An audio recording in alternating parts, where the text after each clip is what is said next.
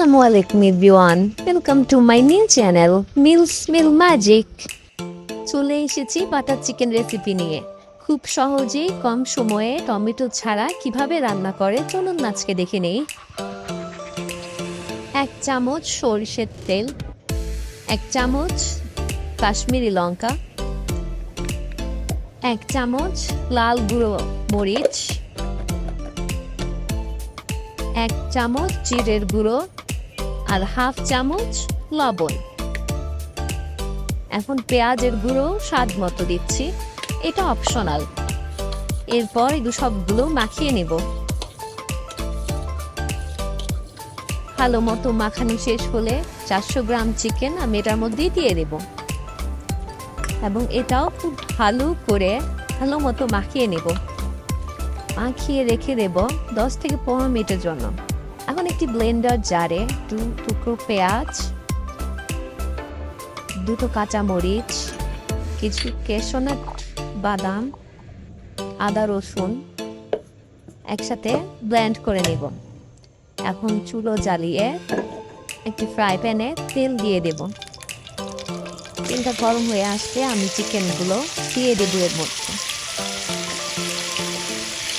এটাকে হালকা ভাজা ভাজা করতে হবে যাতে মাংসটার জুসি ফ্লেভারটা থাকে।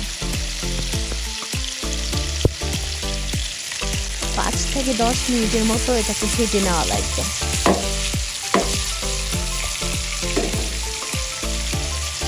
এখন অনেকটাই হয়ে আসছে।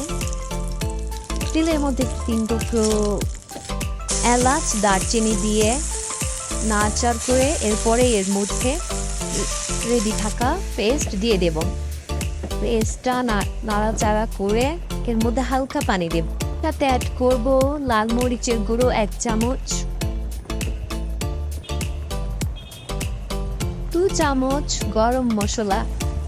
এটা কিন্তু হোমমেড গরম মশলা, আমি বাসায় বানিয়ে রেখেছি। এরপর গ্রেভিটা একটু ঘন হয়ে আসলে এতে অ্যাড করব 1/4 কাপ সস, টমেটো সস। যেহেতু আমি টমেটো ব্যবহার করছি না, এর জন্য আমি টমেটোর পরিবর্তে সসটাই ব্যবহার করেছি। এখন 1/2 টুকরো বাটার এটার সাথে ভালো করে মিশিয়ে নিব। গ্রেভিটার সাথে ভালোভাবে মিশাতে হবে যেন স্মেলটা খুব ভালো আসে। এই পর্যায়ে মাংস অ্যাড করে অল্প পরিমাণে পানি দিয়ে নাড়াচাড়া করে ঢাকা দিয়ে দিতে হবে। মাংসটা সিদ্ধ হওয়া পর্যন্ত এটা চুলাই থাকবে। আমি এটাকে 15 মিনিটের মতো কুক করে নিয়েছি। এরপর রেডি হয়ে গেল আমার পারফেক্ট কুক বাটার চিকেন। এরপর ডেকোরেশন, এটা আপনারা চাইলে ক্রিম দিয়ে করতে পারেন, এটা আপনাদের ইচ্ছা। পছন্দ মতো ডেকোরেশন করে নিতে পারেন। আমি জাস্ট এমনিতেই করে নিলাম। এই তো খুব সহজেই ঝটপট তৈরি হয়ে গেল বাটার চিকেন। ঠিক, এবং খেতেও কিন্তু বেশ সুস্বাদু হয়েছে। আপনারাও চাইলে বাসায় তৈরি করে নিতে পারেন। Thanks for watching. এমন আরো ভিডিও পেতে সাবস্ক্রাইব দিয়ে পাশে থাকুন।